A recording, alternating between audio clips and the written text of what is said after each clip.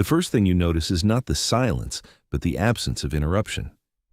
It takes your mind a few moments to understand the difference, because at first, it feels like relief. Real silence still carries small imperfections: air shifting through space, someone adjusting in their seat, the faint friction of fabric, distant movement leaking in from somewhere outside your awareness. But this feels different. It feels like those imperfections have been carefully removed, layer by layer, until what remains is something flat, controlled, and uninterrupted. You don't question it immediately.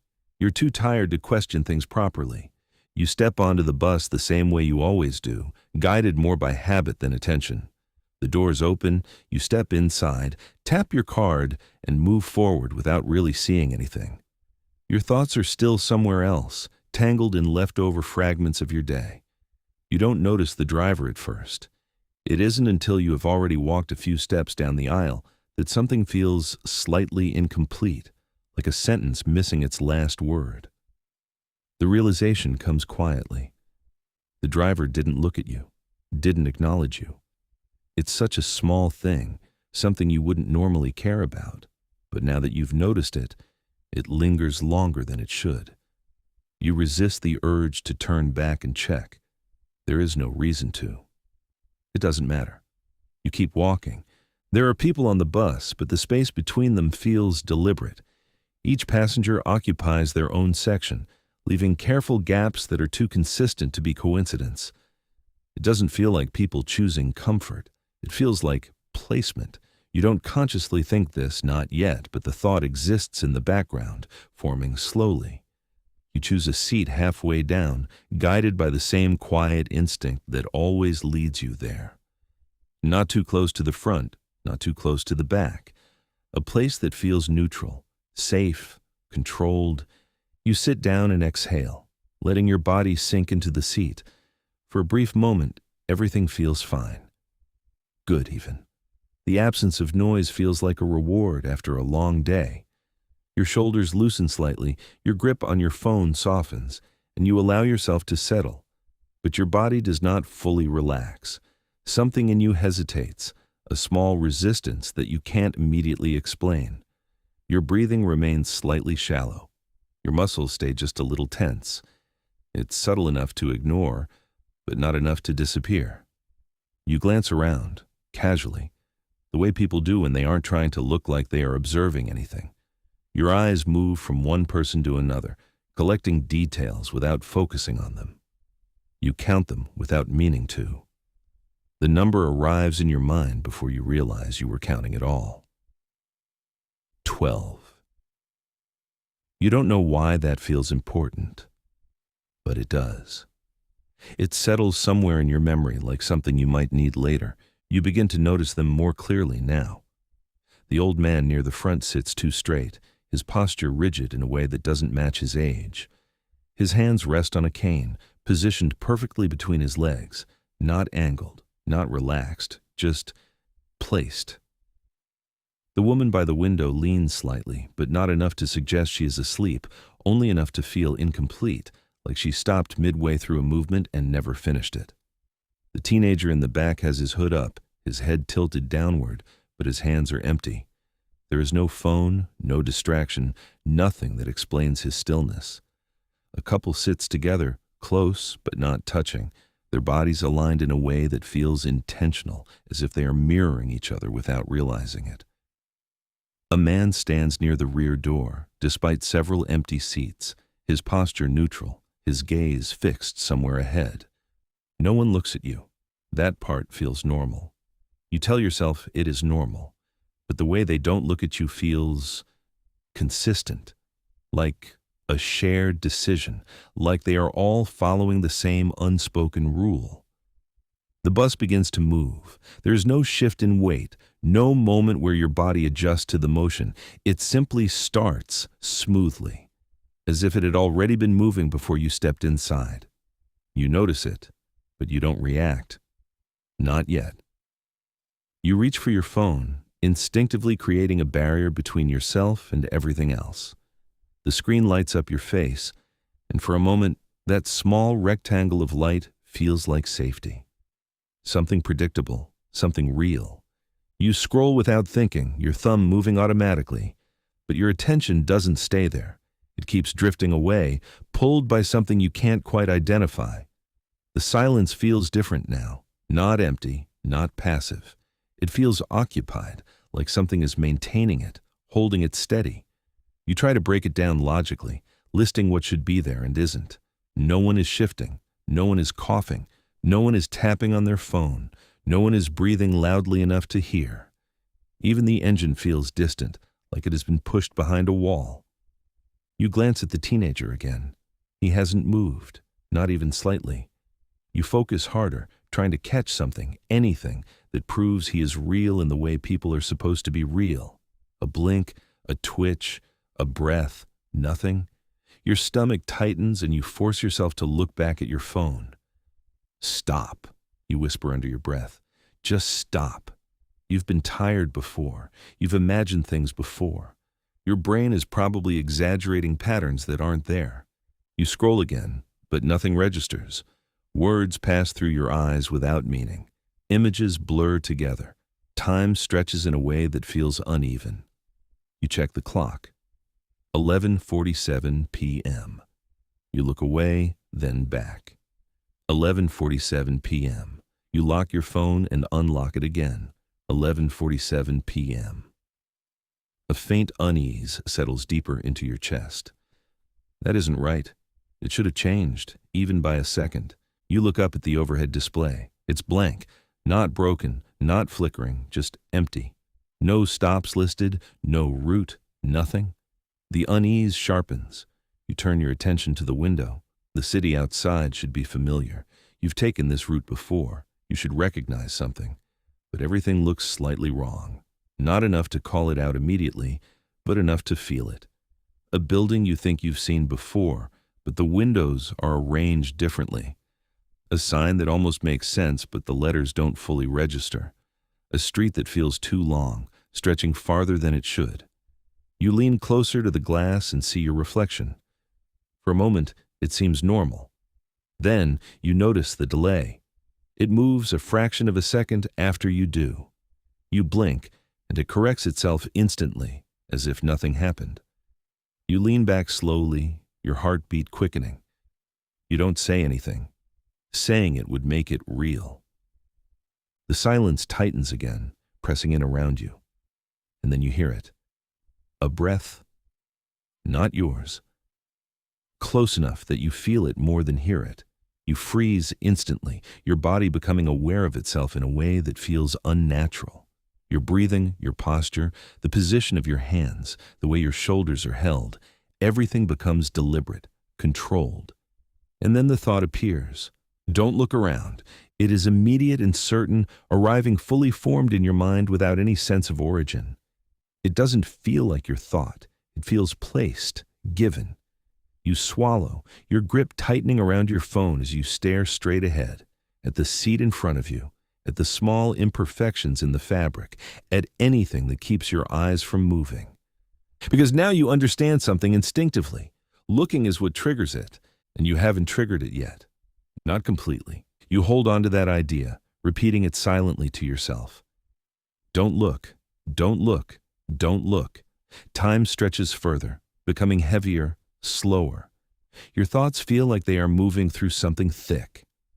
You start counting your breaths, trying to anchor yourself. 1, 2, 3. Your focus narrows, your awareness sharpens. At 6, you hear it, a shift, soft and from your left. Your eyes twitch instinctively, but you force them forward. You can feel the curiosity rising now, slow and persistent. Just a glance, just to confirm, just to prove there's nothing there. You resist it, your jaw tightening, your fingers gripping your phone hard enough to hurt. But your brain keeps pushing. It needs certainty, it needs control. And control requires information, just a glance. You hold for a few more seconds, and then you look, and the moment you do, you feel it.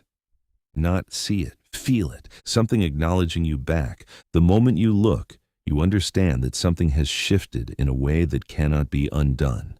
It is not dramatic, not sudden, not something that announces itself loudly. It is quiet, controlled, almost polite, like a system acknowledging that a condition has been met. The woman by the window is no longer leaning the way she was before. She is sitting upright now, her posture unnaturally straight, her body aligned too perfectly with the seat as if adjusted into place. Her head is turned toward you, not in motion, not mid-turn, but already there, already fixed in position. Her eyes meet yours instantly, without delay, without hesitation, as if she had been waiting for this exact moment. You look away immediately, your body reacting faster than your thoughts. Your heart begins to pound hard enough that you can feel it in your throat, your ears, your fingertips. The silence changes again, tightening in a way that feels physical, like pressure building around your skull. You realize, with a clarity that makes your chest tighten, that something has recognized you. Not noticed, recognized. As if this is not the first time this moment has happened, as if you have stepped into a sequence that already knows how it ends. You force your eyes forward, locking them onto the seat in front of you. The texture of the fabric becomes something to hold on to, something real, something that hasn't changed. You try to slow your breathing, but it doesn't come naturally anymore. Each inhale feels deliberate, each exhale measured, like making too much noise might cause something to react. You tell yourself not to think, not to process, not to connect anything.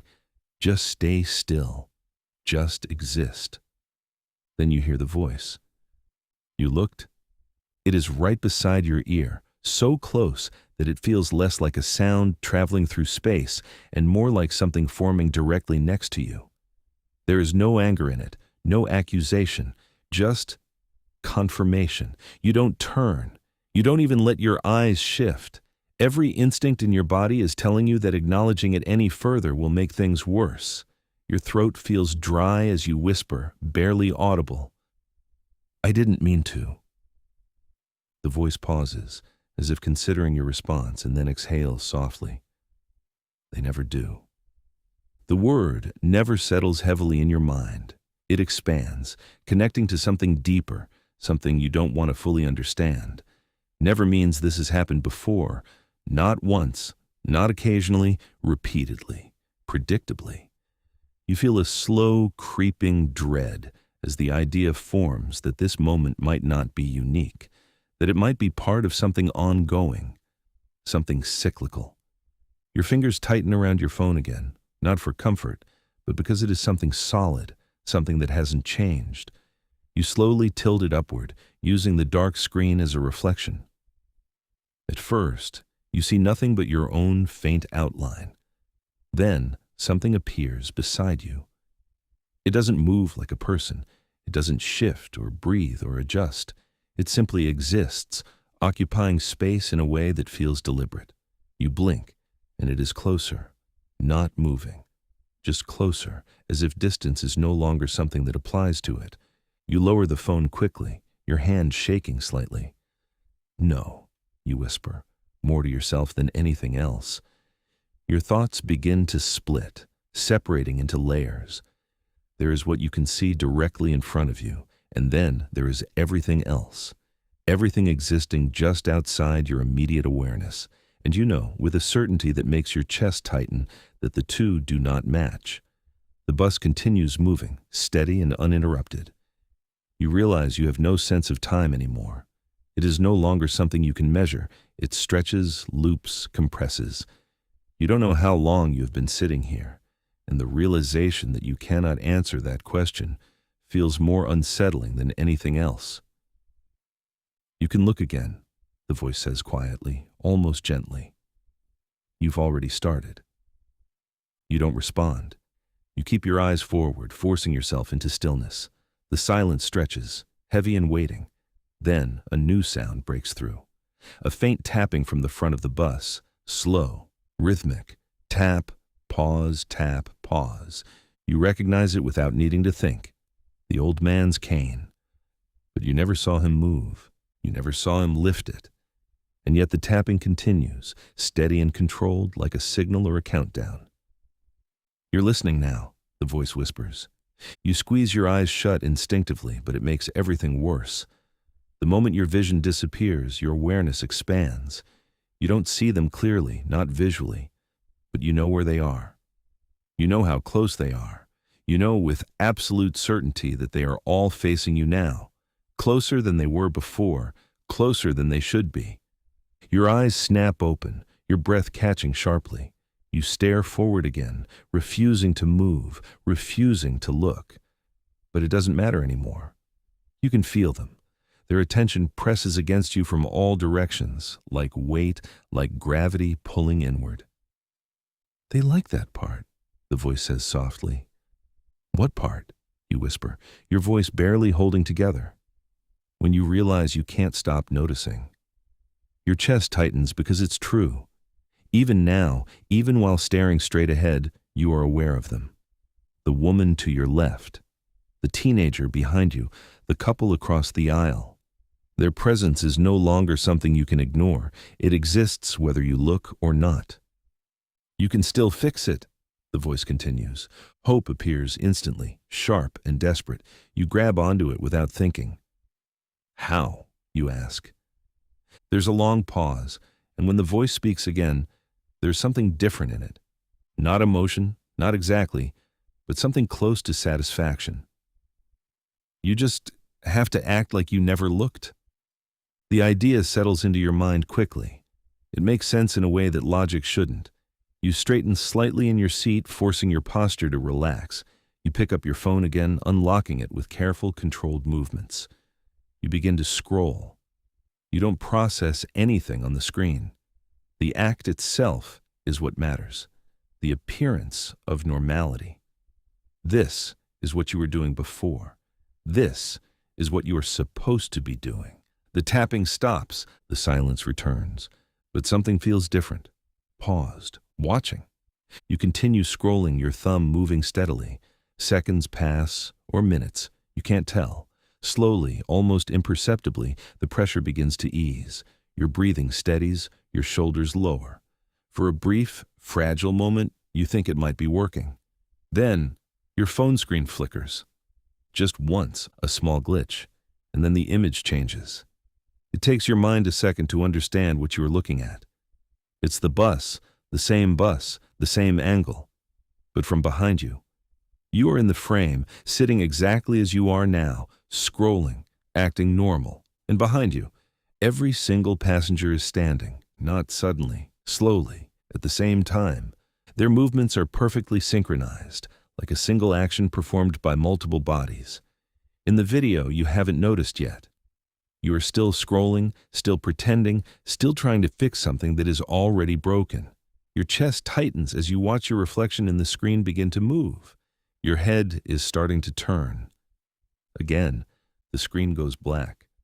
And the voice, right beside you, softer now, almost pleased, whispers, "You almost had it." The words settle into you slowly, repeating, echoing, layering over themselves. Almost had it. Not the first time, not the last time. Something about the phrasing feels wrong, like it belongs to a pattern you haven't fully remembered yet. Your breathing becomes uneven again as a new thought begins to form, one that doesn't feel placed this time, but remembered. What if this isn't the first attempt? The idea lands heavily, pulling other fragments with it. A faint sense of familiarity creeps in, not tied to a specific memory, but to a feeling. The way the silence behaves, the way the voice speaks, the way your body reacted before your mind understood, it all feels known. You look at your hands. They don't feel like they belong to this moment. They feel like they've done this before, held the phone like this, sat in this exact position, tried to stay still, tried not to look. Your heartbeat quickens again as your thoughts begin to unravel further. If this has happened before, then there was a before. And if there was a before, then there must have been an ending. But you don't remember leaving the bus. The realization settles in slowly, heavily, like something sinking to the bottom of your mind. Maybe you never did. The bus continues moving, steady and endless, and for the first time, you begin to wonder if it ever stops at all. If this felt real, that's because it was almost real. I'll see you in the next memory.